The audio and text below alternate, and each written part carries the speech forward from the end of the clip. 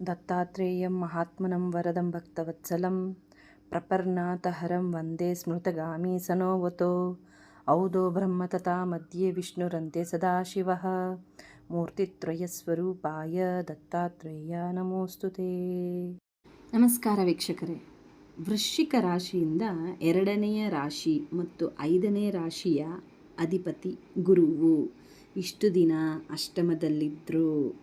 ಈಗ 2 ಜೂನು 2026 ಗುರು ಅಷ್ಟಮದಿಂದ ನವಮ ಭಾವ ಅಂದರೆ ಮಿಥುನ ರಾಶಿಯಿಂದ ಕರ್ಕಾಟಕ ರಾಶಿಯಲ್ಲಿ ಉಚ್ಚ ಸ್ಥಾನದಲ್ಲಿ ಗುರು ಸಂಚಾರ ಮಾಡೋದ್ರಿಂದಾಗಿ ನಿಮ್ಮ ರಾಶಿಯಿಂದ ಕರ್ಕಾಟಕ ರಾಶಿ ಬಂದು ನವಮ ಭಾವ ಅಂದರೆ ಭಾಗ್ಯಸ್ಥಾನದಲ್ಲಿ ಗುರುವು ಲಕ್, ಭಾಗ್ಯ ಅಂದರೆ ಲಕ್, ಧರ್ಮಸ್ಥಾನ, ಪಿತೃಸ್ಥಾನನೂ ಅಂತ ಹೇಳ್ತಾರೆ. ಗುರು ನಿಮಗೆ ಲಕ್ ತಂದು ಕೊಡ್ತಾರೆ, ಭಾಗ್ಯ ತಂದು ಕೊಡ್ತಾರೆ. ಕರ್ಕಾಟಕ ರಾಶಿಯಲ್ಲಿ ಗುರು ಇದ್ದರೆ ನಿಮಗೆ ತುಂಬಾ ಭಾಗ್ಯ. ಪಿತೃಸ್ಥಾನನೂ ಅಂತ ಹೇಳ್ತಾರೆ. 9ನೇ ಭಾವ ವೃಶ್ಚಿಕ ರಾಶಿಯವರಿಗೆ ಗುರುವಿನಿಂದಾಗಿ ಗುರುಬಲ, ಗುರುವಿನ ಸಂಚಾರ ನಿಮಗೆ ಅತ್ಯಂತ ಶುಭ ಮತ್ತು ಅನುಕೂಲಕರವಾಗಿರುತ್ತೆ. ಅದೃಷ್ಟನೂ ತಂದುಕೊಡುತ್ತೆ. ಮನುಷ್ಯ ಅಂದಮೇಲೆ ಮನುಷ್ಯನಿಗೆ ಏನೋ ಒಂದಲ್ಲ ಒಂದು ಆಸೆ ಮನಸ್ಸಿನಲ್ಲಿ ಇದ್ದೇ ಇರುತ್ತೆ, ಕುರಿತಾ ಇರುತ್ತೆ. ಅದು ಮಾಡಲಿಲ್ಲ, ಇದು ಮಾಡಲಿಲ್ಲ, ನನಗೆ ಆಸೆ ಇರೋದು ಮಾಡಲಿಲ್ಲ ಅಂತೆ.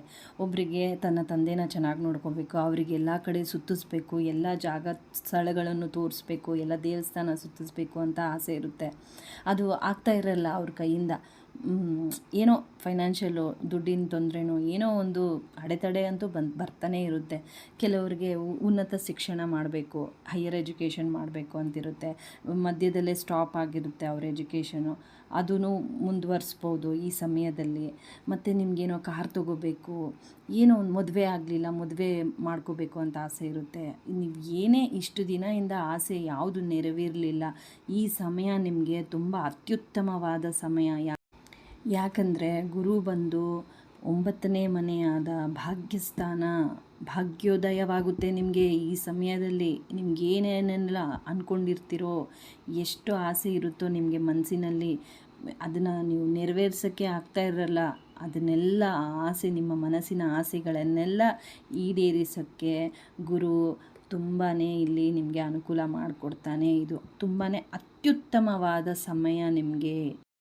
ಭಾಗ್ಯೋದಯ ಅಂದರೆ ಲಕ್ ಅಂದರೆ ಏನು ಹೇಳಿ, ನೀವು ಸ್ವಲ್ಪ ಪ್ರಯತ್ನ ಪಟ್ಟರೇನೋ ಅದು ಸಕ್ಸಸ್ ಆಗಿಬಿಡುತ್ತೆ, ಆ ವಿಷಯ ನಿಮಗೆ ನೆರವೇರುತ್ತೆ. ಅದನ್ನೇ ಹೇಳೋದು ಭಾಗ್ಯ ಅಂತ, ಲಕ್. ಈ ಸಮಯನ ಮಿಸ್ ಮಾಡ್ಕೋಬೇಡಿ. ನಿಮ್ಗೇನು ಆಸೆ ಇದೆಯೋ ಅದ್ರ ಬಗ್ಗೆ ಓದೋದಿರಲಿ, ತೊಗೊಳೋದಿರಲಿ, ಇಲ್ಲ ನಿಮ್ಗೇನು ಮನಸ್ಸಿನಲ್ಲಿ ನಿಮ್ಗೆ ಅನಿಸ್ತಾ ಇರುತ್ತೋ ನೀವು ಅದನ್ನು ಈ ಸಮಯದಲ್ಲಿ ಮಾಡಿ. ಗೋಲ್ಡನ್ ಪೀರಿಯಡ್ ಅಂತ ಹೇಳ್ಬೋದು ಇದನ್ನು. ಈ ಸಮಯವನ್ನು ಮಿಸ್ ಮಾಡ್ಕೊಳ್ಳೋಕ್ಕೆ ಹೋಗಬೇಡಿ. ಈ ಸಮಯ ಪ್ರತಿ ವರ್ಷ ಬರಲ್ಲ. ಯಾಕಂದರೆ ಗುರು ಈ ಸ್ಥಾನಕ್ಕೆ, 9ನೇ ಸ್ಥಾನಕ್ಕೆ ಮತ್ತೆ 12 ವರ್ಷ ಆದಮೇಲೆ ಬರೋದು. ಅದರಿಂದಾಗಿ ನಿಮಗೆ ಏನೇ ಆಸೆ ಇದ್ರೇನೋ ಈ ಸಮಯದಲ್ಲಿ ಎಲ್ಲ ಈಡೇರಿಸ್ಕೊಳ್ಳಿ, ಉಪಯೋಗ ಮಾಡ್ಕೊಳ್ಳಿ ಈ ಸಮಯನ. ಗುರು ಭಾಗ್ಯಸ್ಥಾನದಲ್ಲಿರೋದ್ರಿಂದ ಗುರುಬಲ ನಿಮಗೆ ವೃಶ್ಚಿಕ ರಾಶಿಯವರಿಗೆ ಮದುವೆ ಏನಾದರೂ ಮಾಡ್ಕೋಬೇಕು ಅಂತ ನೀವೇನಾದರೂ ಪ್ಲ್ಯಾನ್ ಮಾಡ್ತಾ ಇದ್ರೇನೋ ಈ ಸಮಯದಲ್ಲಿ ಒಳ್ಳೆ ಸಂಬಂಧಗಳು ನಿಮಗೆ ಬರಬಹುದು. ಮತ್ತು ಸೂಕ್ತವಾದ ಜೀವನ ಸಂಗಾತಿಯನ್ನು ಹುಡುಕಲು ಅತ್ಯುತ್ತಮವಾದ ಸಮಯ ಇದು. ಪರ್ಫೆಕ್ಟ್ ಮ್ಯಾಚ್ ಸಿಗ್ಬೋದು ನಿಮಗೆ. ಒಟ್ಟಿನಲ್ಲಿ ಒಳ್ಳೆ ಪ್ರಪೋಸಲ್ ಬರೋ ಸಾಧ್ಯತೆ ಇದೆ ಮದುವೆ ವಿಚಾರದಲ್ಲಿ.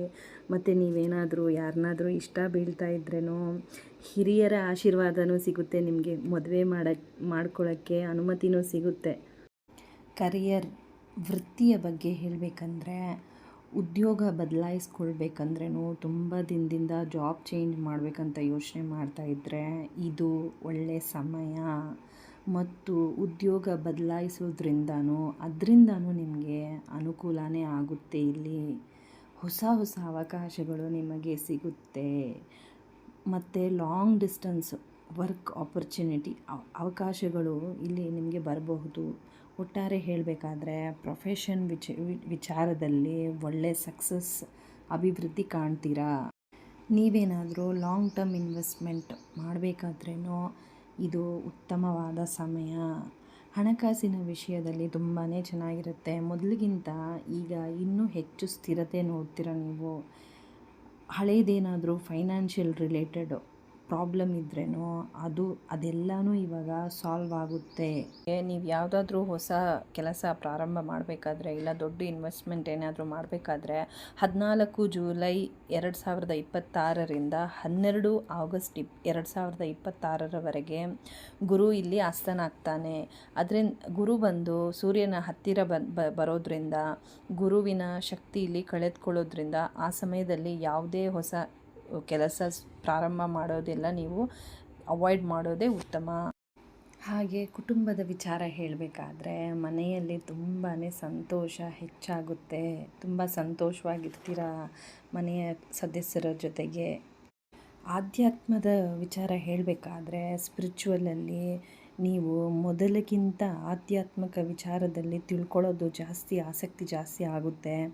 ಮತ್ತು ಧಾರ್ಮಿಕ ಮನೋಭಾವ ಬರುತ್ತೆ.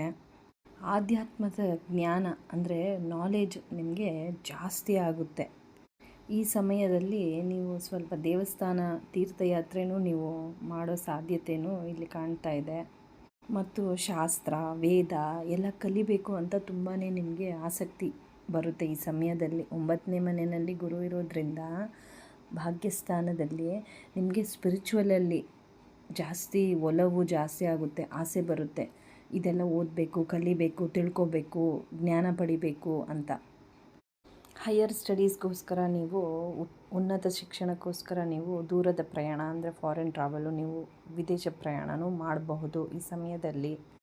ಒಟ್ಟಾರೆ ಹೇಳಬೇಕಂದ್ರೆ ಈ ಸಮಯನ ತುಂಬಾ ಸದುಪಯೋಗ ಪಡಿಸ್ಕೊಳ್ಳಿ. ಧರ್ಮ ವಿಚಾರದಲ್ಲಿರಲಿ, ಶಾಸ್ತ್ರ ವಿಚಾರದಲ್ಲಿರಲಿ, ವೇದ ವಿಚಾರದಲ್ಲಿ ಏನೇ ನೀವು ಕಲಿಬೇಕಂದ್ರೂ ತಡ ಮಾಡಬೇಡಿ. ಜಾಸ್ತಿ ಕಲೀರಿ, ಜ್ಞಾನ ಪಡ್ಕೊಳ್ಳಿ. ಮತ್ತು ದಾನ ಧರ್ಮದಲ್ಲಿ ಎಷ್ಟಾಗುತ್ತೋ ಅಷ್ಟು ನೀವು ದಾನ ಧರ್ಮ ಮಾಡಿ. ಅದರಿಂದಾಗಿ ನಿಮಗೆ ತುಂಬಾ ಒಳ್ಳೆಯದಾಗುತ್ತೆ. ಧನ್ಯವಾದಗಳು.